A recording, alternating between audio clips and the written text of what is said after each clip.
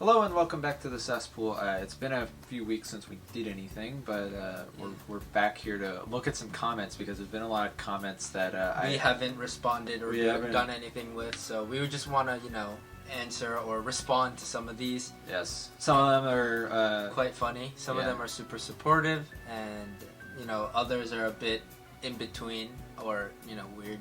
and most of them will be from Committed. Yeah, most of them have been on his series. Yes. All right. I'll start with one of the funny ones. Yeah, by- and, like we're gonna have like screenshots on the screen. so Yeah, you'll see yeah. it. I'm just reading off of it. Yeah. So, Chris Witt said, "You're talking too fast." I am talking too fast. I'm always talking too fast, but I'm working on slowing it down. So it's constructive criticism. I'm okay with that. Yeah, fair. I thought it was. I mean, the first one in particular. What video was that on? That was on Danvers State Hospital. Okay, so yeah, that was the first one. Yeah, I was probably talking too fast. What were you? I thought you were talking okay. That was the first one, so like I didn't really know what I was doing yet. To be fair, so Well, Chris Witt, thank you for your comment. Thank yes. you. Yes. There is also a suggestion by Robert E. Waters saying Norwich Hospital in Connecticut. Possibly. I know which one you're referring to, and it's a maybe. We'll cross that bridge when we get to it. And Vonda had only 2 words saying great series. It is a great series. Yeah, he's having a lot of fun with it. And there's a really supportive one by Jacqueline. Jacqueline. I'm dumb right now. Very interesting. The buildings were very expensive, beautiful architecture. It is good that the approach to mental health has evolved. The 19th and 20th century were cruel and demoralizing to people. The stigma towards mental health is still here, but we know and understand it better. Enjoyed your video and the informative, interesting, and educational narrative. Thank you. Yeah, it is. Everything is. We're luckily evolving past the more primitive measures of mental health care, but there is definitely still a lot of work to do, and I appreciate the comment. Yeah. I personally enjoy those series because it's like, you don't really know you're interested in something until you watch something like that. I was never interested in mental asylums. Not or a lot hospital. of people are. Yeah, until I watched Tyler's videos, I was like, this is quite interesting. So then, that's how I got into his series as well. Andrew Schembri, anyways, said, subbing just for this series. It's awesome to find a channel with the same niche interest as me. Yeah, I know, right? It's fun to actually find that there's other people who are interested in the same thing as Yeah, you. we talk about that a lot. It's like not a lot of people you think would be interested in something like that, but yeah, it's quite a surprise that we found a huge following just from it. Yeah, because I mean, essentially, I mean, when I put the first one out, it was just for fun. So yeah, and now it's the best series. Yeah. Yeah. A bit of stress, isn't it? No, I don't. People are patient, and I just do it at my own pace. So, yeah. When it Do comes you out, know what hospital you're doing next? Probably Traverse City in Michigan, but I don't know. I technically started a script for that, but it's not far along. It's probably gonna be a shorter video though, because a lot of the other ones do not have as much information available about them. There's a few like more well-known ones like Weston. I think someone actually commented to talk about Weston State, but like, yeah, it's gonna. I don't know. Probably Traverse City, but I don't know. I don't freaking know. And some of these are quite interesting. Like here in Greystone Park Psychiatric Hospital, Sarah Dixon just says it's ECT, electroconvulsive therapy. Yeah, they were just correcting me about. I referred to it as electroshock therapy, which would come later if I remember correctly. But yeah, ECT was first, and I think I said the wrong term. So yes, I was wrong. Okay, and then there's another one saying Elizabeth Shaw, one of the worst things this country has ever done was to dump out psychiatric patients onto the streets and close most psychiatric hospitals. I've worked in this field my entire life, and I see homeless people every day who need a place to be with excellent treatment. They don't belong living in a tent and defecating in someone's beautiful backyard. We blame them mentally over what they do, but nobody blames the U.S. government for dumping them onto the street in the first place. Yeah, no, that's absolutely right. I mean, this feels more like an interview.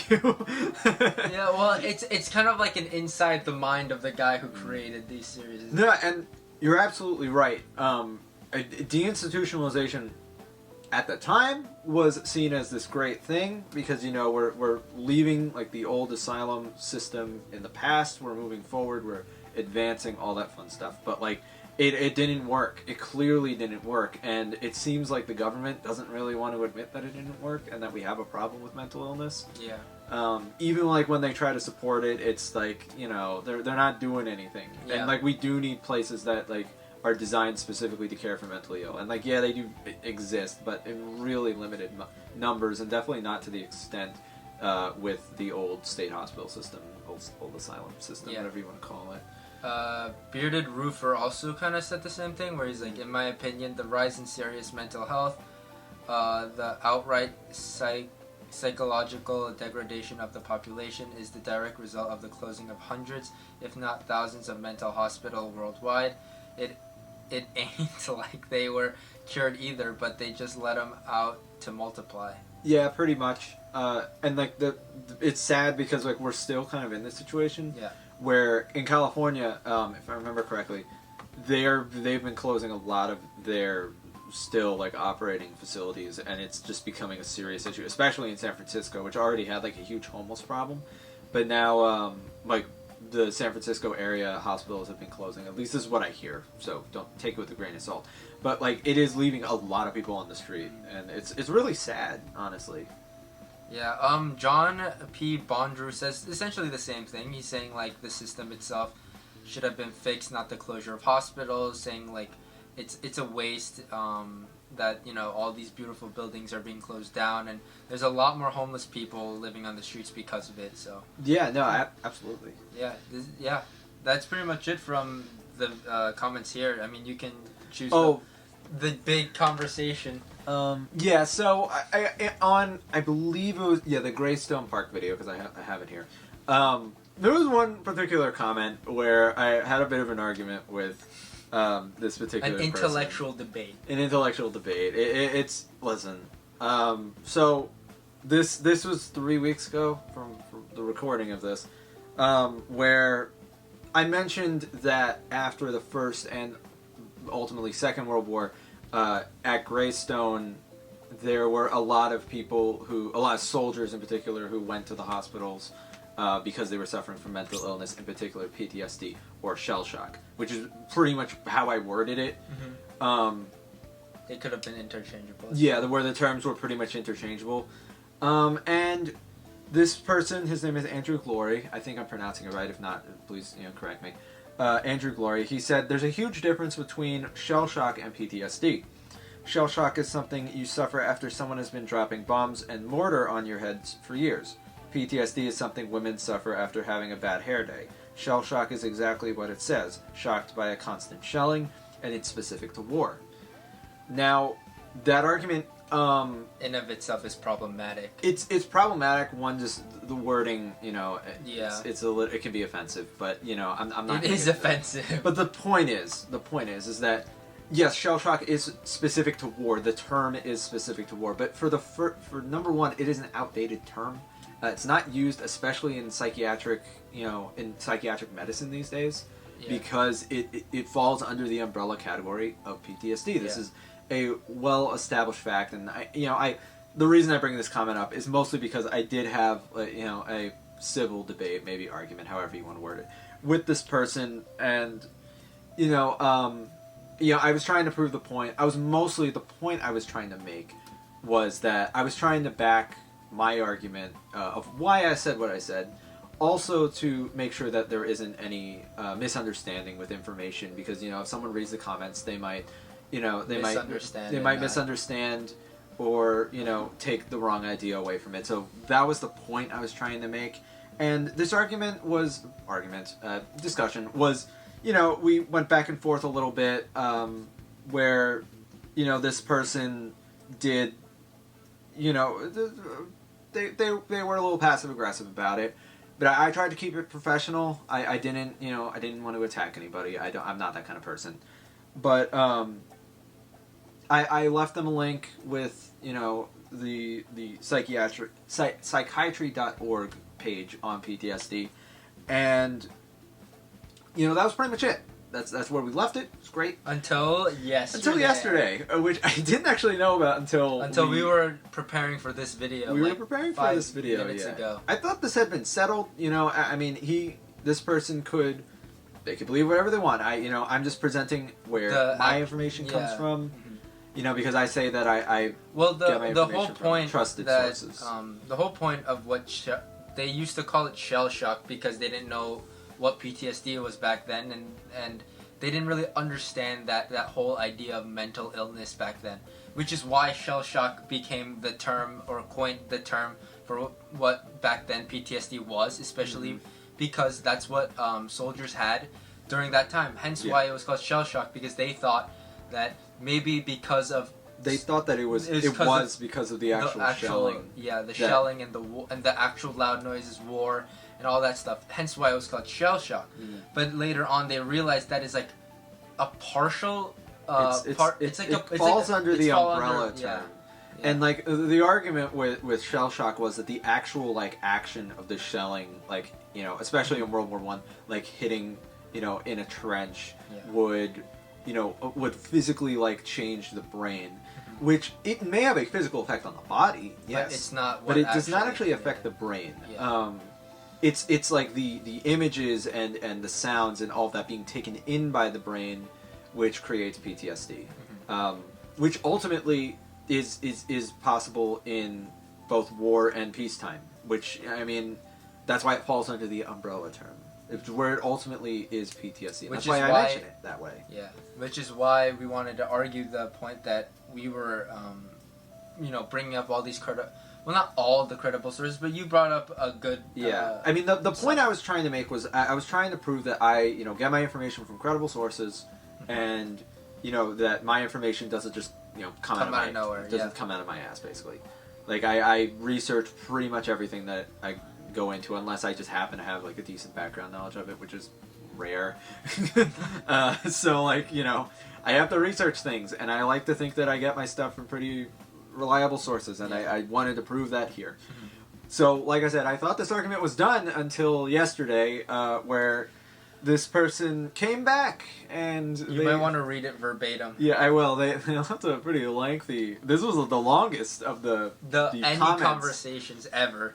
So, and I'm not going to respond to this in the comment. I may respond to it here, where he said, the way I left it for context is I left him with the page for the psychiatry.org. Yeah, page we'll put on it. PTSD. We'll give an image and. Yeah. So, this is 3 weeks later. This is how it goes. So, with all this so-called trusted modern sources you base your knowledge or loosely based theories on, out of all the people who have had treatment that has been designed basically from what other people tell you, how many have been cured? Keep in mind all the people I've seen go through the mental health system come out the other end dead. They call it PTSD because you couldn't really call it shell shock, and it wouldn't be accurate to say World War I and World War II veterans, spelled veterans wrong, had PTSD. It would be absurd to categorize it as one and the same, yet here we are. So I think he's misunderstanding what shell shock is. Instead of thinking of shell shock as underneath, like underneath the umbrella of PTSD, I think he thinks shell shock is like the bigger category, and then PTSD is kind of like the cousin, derivative. The derivative. Wrong. It's weird. The way he's thinking of this is not right. Also, arguing that I don't really know where you're coming from with out of all the people who have had treatment that has been designed basically from what other people tell you, how many have been cured?